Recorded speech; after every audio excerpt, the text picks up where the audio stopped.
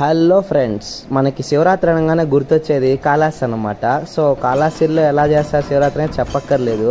ఇంకా మన బ్యాచ్ అందరితో కలిసి మనం శివరాత్రికి వచ్చేసాం అనమాట. ఒక్కొక్కడు ఒక్కొక్క ఐటమ్ గాడు అనమాట దీంట్లో.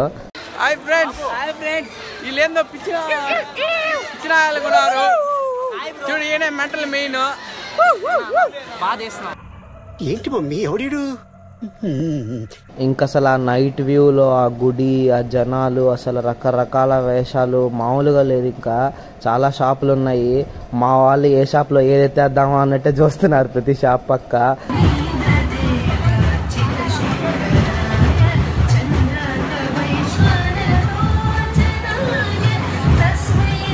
సో మనం ఇంకా అలా తిరిగే లోపు ఉత్సవ విగ్రహాలు కూడా బయటకు వచ్చాయన్నమాట. ఇంకా దేవుణ్ణి మనం అలా దర్శనం చేసుకుని, దేవుడా ఎలాగైనా ఈసారి మా యూట్యూబ్ ఛానల్కి ఒక 1K సబ్స్క్రైబర్స్ వచ్చేలా చూడు స్వామి, అలాగే మా సబ్స్క్రైబర్స్ అందరూ బాగుండేలా చూడు స్వామి. చాలా పెద్ద ఉన్నాయి పుడుస్తాను స్వామి. ఇంకైతే నందివాహనం స్టార్ట్ అయిపోయింది అనమాట. ఆ లైటింగ్ లో అసలు ఆ దేవుళ్ళను చూడడానికి 2 కళ్ళు సరిపోలేదు మాకు. కళ్ళు చెదిరిపోయేలా ఉంది వర్మ, మైండ్ బ్లోయింగ్, ఏరే లెవెల్ వర్మ. నీ దయని విభూతిగా కుయ్యరన ఒంటికి, నన్నింకొక నందిగా ఊడేయి నీ ఘాటికి, ఏ జనుమ పుణ్యమో నిన్ను చేరుకుంటిరా.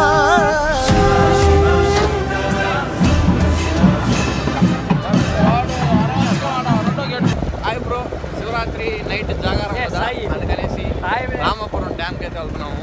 ఇంకెక్కడ ప్లేస్ దొరకలేదు మాకు. చిన్ని అందే ఈ ప్లాన్. రేపు ఏదైనా అయితే చిన్ని అనే కారణం అనేసి చెప్తున్నాము. కాళహస్తి నుంచి రామాపురంకి వెళ్ళాలంటే పెట్రోల్ పట్టాలి కదా మామ, అందుకని పెట్రోల్ పడదామని అయితే వచ్చాము. మా దగ్గర క్యాష్ అయితే లేదు, వీళ్ళు ఫోన్పే ఏమో లేదన్నారు. ఏం చేయాలో అర్థం కాలేదు. ఎలాగలా పట్టించుకొని ఇక బయలుదేరాము.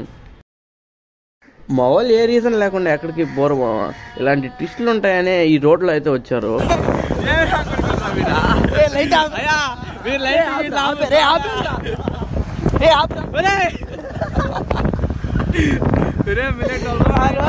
ఇట్టాడు కదా అవుతుందని అన్నిసార్లు అడిగారు, ఎక్కడికి వెళ్తున్నావు అని. నీకు అసలు ఏం రైట్స్ ఉన్నాయండి మమ్మల్ని ఇక్కడికి తీసుకొచ్చి చెప్పడానికి? ఫైనల్లీ ఎలాగో అలా రామాపురం స్పాట్కి అయితే వచ్చేసాం మామ. ఇక్కడికి రావడం దేవుడికి దండం పెట్టుకున్నాము. అంటే మళ్ళీ తిరిగి మార్నింగ్ 4కి వెళ్ళాలి కదా, మా వాళ్ళు ఏం చేస్తారో ఏమో అని దండం పెట్టుకున్నాము మామ. ఇంక జాగారం అయిపోయిన తర్వాత ఇంటికి వెళ్ళాము. మళ్ళీ 10కి లేసి ఎప్పటి నుంచో ఏదో చూస్తున్న రథోత్సవంకి అయితే వచ్చేసాం మామ. మేము రథం లాగడం వల్ల వీడియోస్ అయితే సరిగ్గా తీయలేదు మామ. కొన్ని డ్రోన్ షాట్స్ అయితే చూపిస్తాను చూడండి.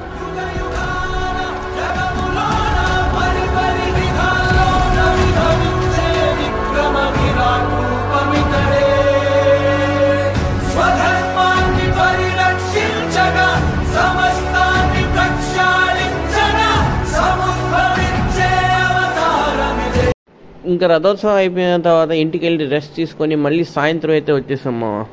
సాయంత్రం 8కి అయితే తెప్పోత్సవం అనేది స్టార్ట్ అయిపోయింది. ఈ తెప్పోత్సవంలో శివపార్వతులని వాటర్లో తిప్పుతారు మామ.